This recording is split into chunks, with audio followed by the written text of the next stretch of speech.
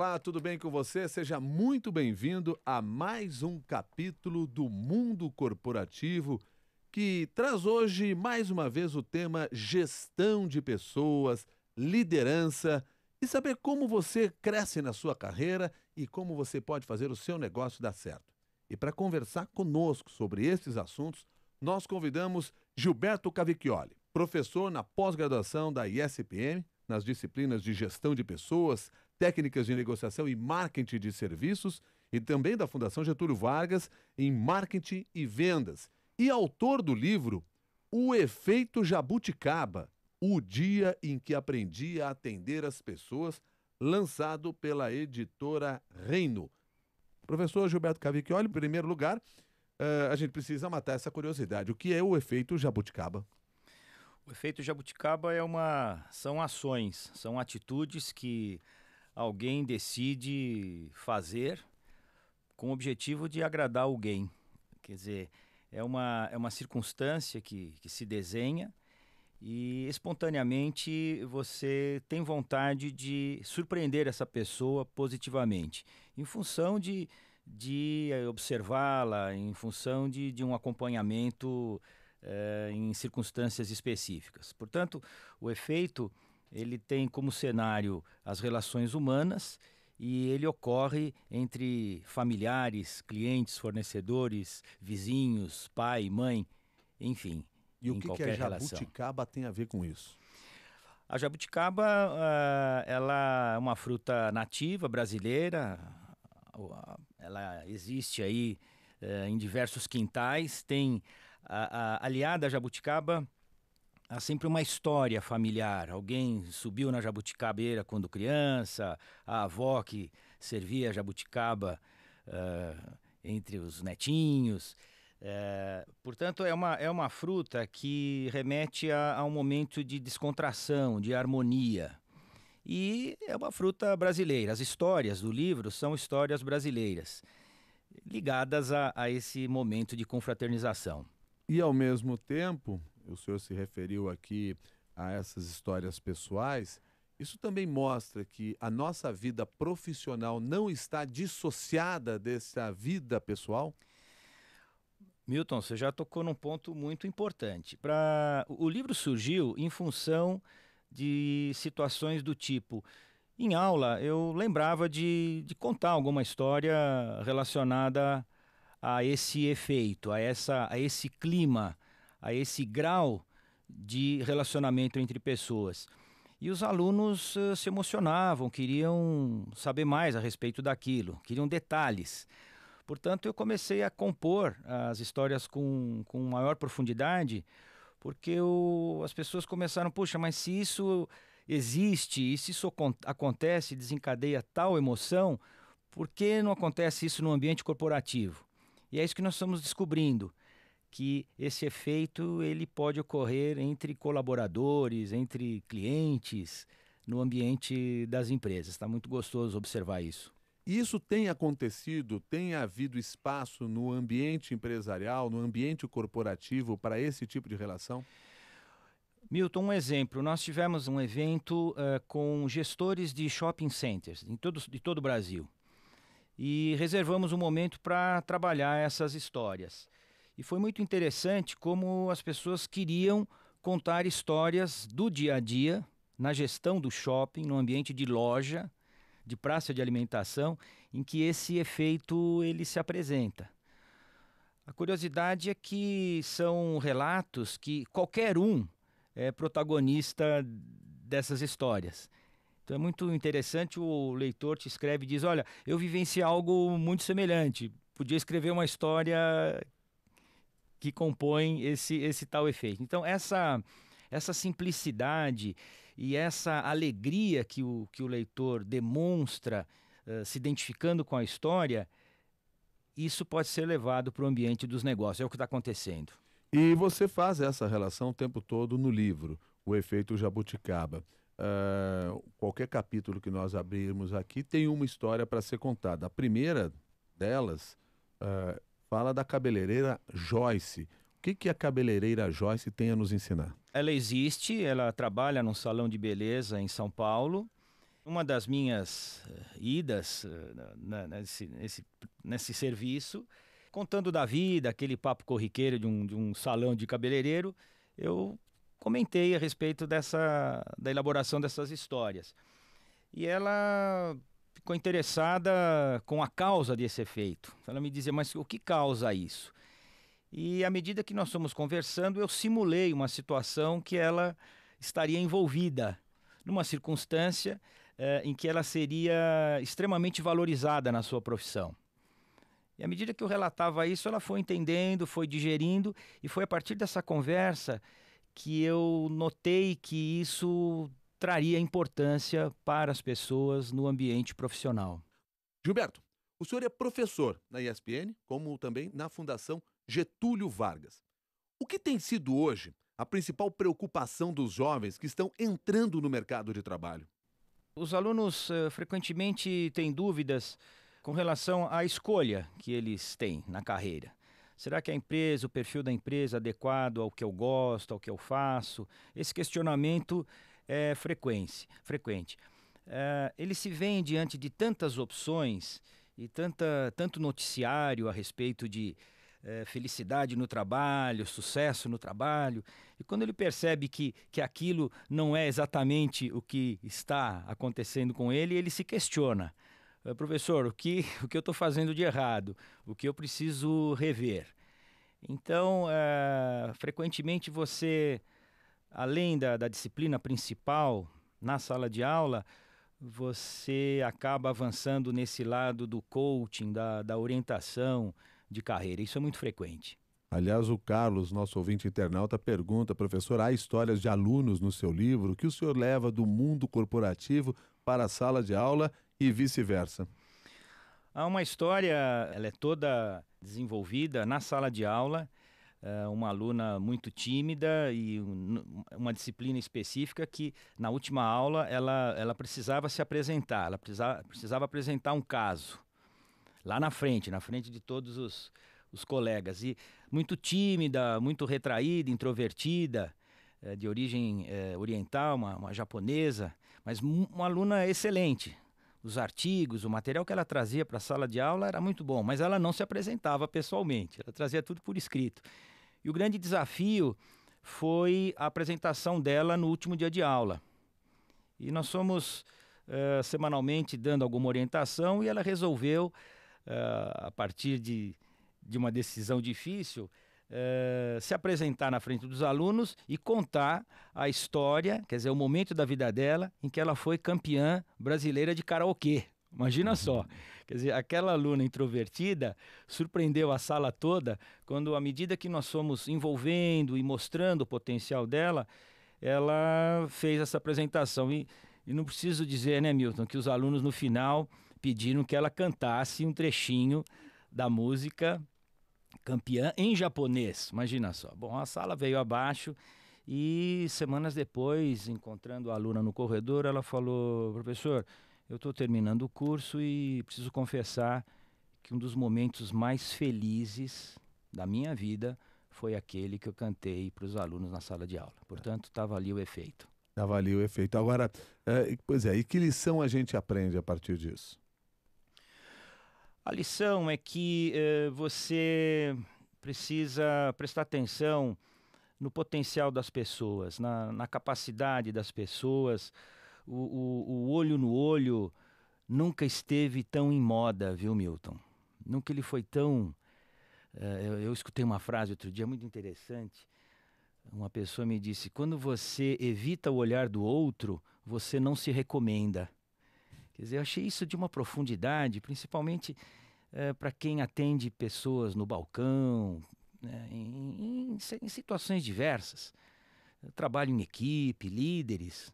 Pessoas às vezes se auto-intitulam líder e não conseguem encarar o funcionário, o colega, com sinceridade. Quer dizer, algo básico na liderança.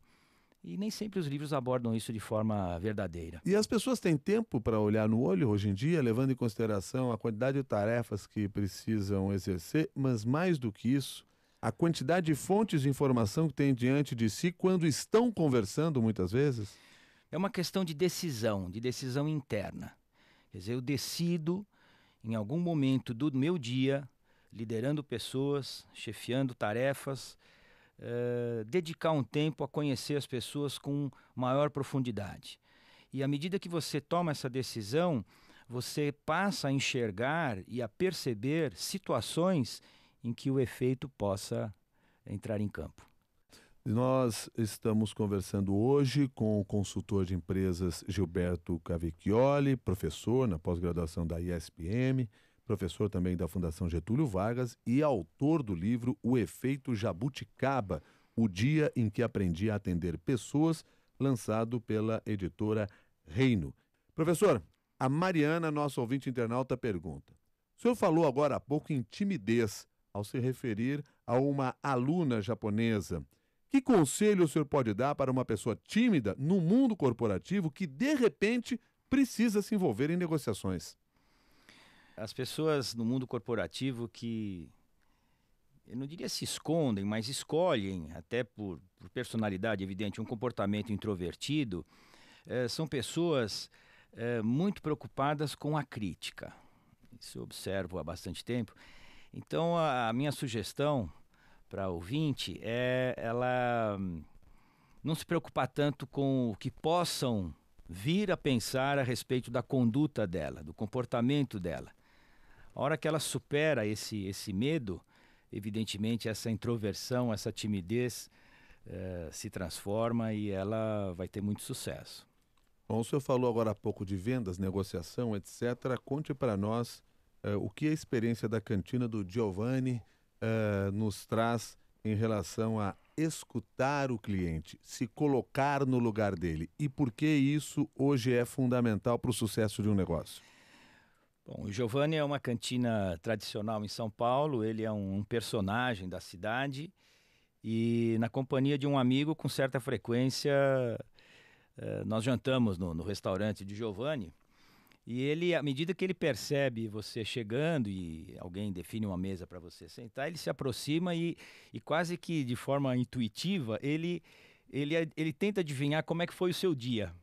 Se foi um dia favorável, foi corrido, se você se estressou, enfim. E ele fazendo essa leitura corporal, evidentemente, há um rapport interessante. Ele fala, olha, eu vou decidir o que você vai comer de entrada, qual vai ser o seu prato principal.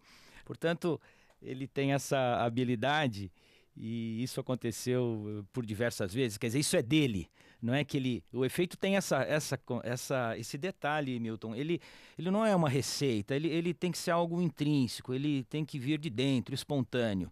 Não pode ser algo planejado.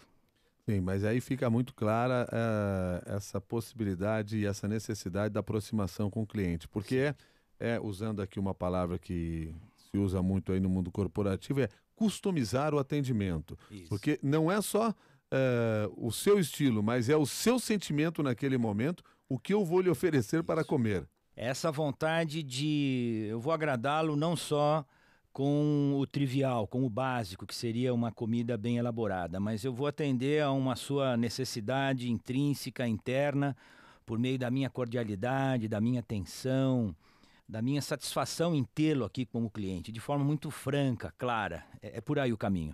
Quais são as características hoje importantes para a pessoa se transformar numa boa vendedora?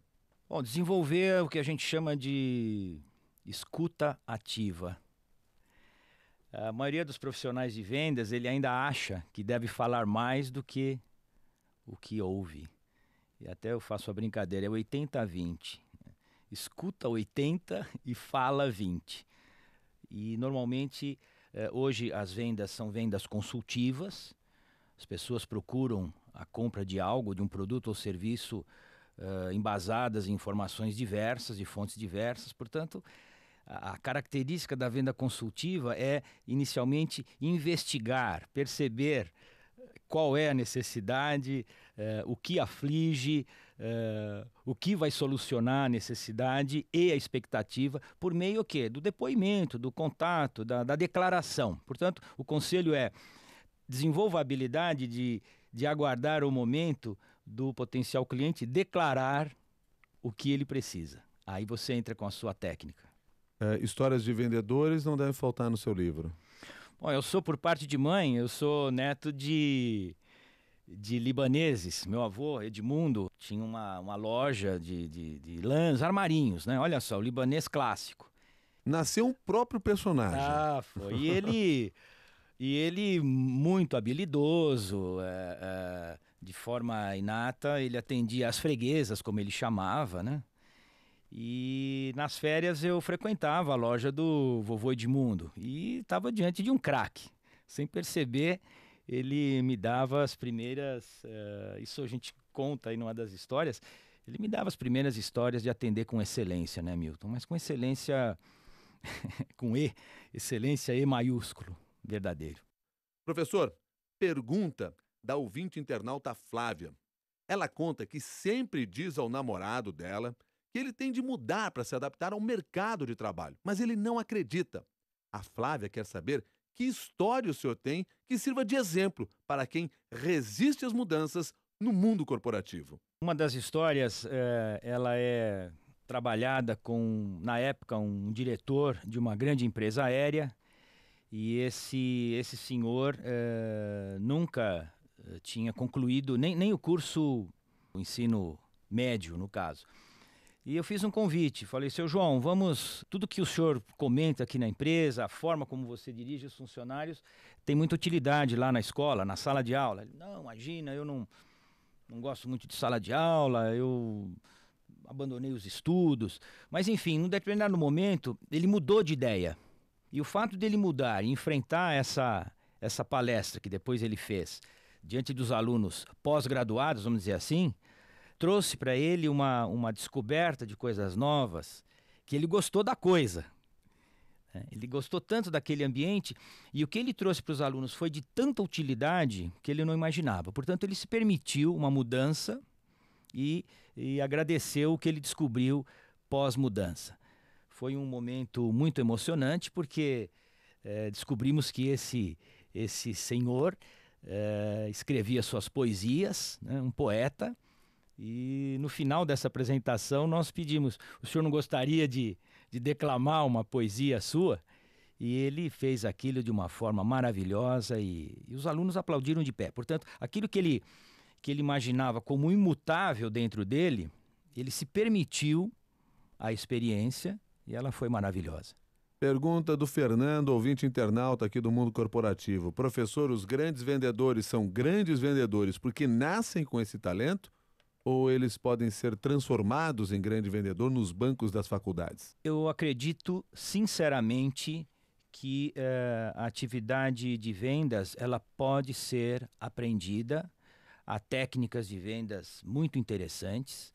Evidente que o aluno precisa gostar muito disso, gostar do relacionamento entre pessoas, gostar de objeções, enfim. Mas o que a gente sempre diz, Milton, um caldinho de cultura, uma vocaçãozinha lá de trás, pode fazer a diferença entre um excelente vendedor nato e um excelente vendedor, eu diria, preparado. Mas, com toda a franqueza, conheço profissionais que não se imaginavam na área de vendas e que hoje são grandes vendedores e muito satisfeitos nas suas atividades. Portanto, é possível aprender a vender com qualidade. Eu disse lá no início que o nome do livro que o senhor lançou é O Efeito Jabuticaba, o dia em que aprendi a atender pessoas. O senhor não me contou ainda o que aconteceu no dia em que o senhor aprendeu a atender as pessoas. Bom, na verdade, esse subtítulo, ele é uma síntese de tudo o que se aprendeu ao longo dessas histórias. A essência dessas histórias é exatamente a vontade de atender com excelência. Portanto, no convívio com esses personagens, cada um deles contribuiu para esse meu conceito de atendimento com excelência. Tive a oportunidade de conviver com craques ao longo dessas histórias. Ou seja, todo dia está se aprendendo a atender pessoas. Perfeitamente. Só para fechar a nossa conversa, o Anderson só quer ouvir um segredinho do senhor. O Anderson é o nosso ouvinte internauta. Professor, conta só um segredinho do bom vendedor. O bom vendedor, ele faz a lição de casa. Quer dizer, ele diante de uma venda, obrigatoriamente ele precisa se preparar antecipadamente e desenvolver a humildade de estudar o perfil desse público, o perfil desse potencial cliente. Essa é a lição que ele deve fazer. Quer dizer, não existe hoje a venda vai de peito aberto. Claro que existe essa circunstância, mas aqui nós nos referimos a esse vendedor que elabora a situação, que aborda o cliente com persuasão, com criatividade. Portanto, essa é a minha sugestão para o caro ouvinte, para o caro leitor. Gilberto Cavicchioli, muito obrigado pela sua gentileza de conversar conosco aqui no Mundo Corporativo. Até uma nova oportunidade. Obrigado, Milton. Obrigado, CBN. Foi um grande prazer compartilhar isso com vocês. Obrigado. Nós conversamos hoje aqui no Mundo Corporativo com o consultor de empresa e professor de marketing Gilberto Cavicchioli, autor do livro O Efeito Jabuticaba, lançado pela editora Reino. Esta entrevista está à sua disposição no site da CBN, cbn.com.br, e também no meu blog, o blog do Milton Jung, que você escreve com J-U-N-G. Se você gostou desta entrevista, recomende aos seus amigos nas redes sociais. Participaram deste Mundo Corporativo o Paulo Rodolfo, a Juliana Paiva e o Ernesto Foschi. Um ótimo fim de semana para você.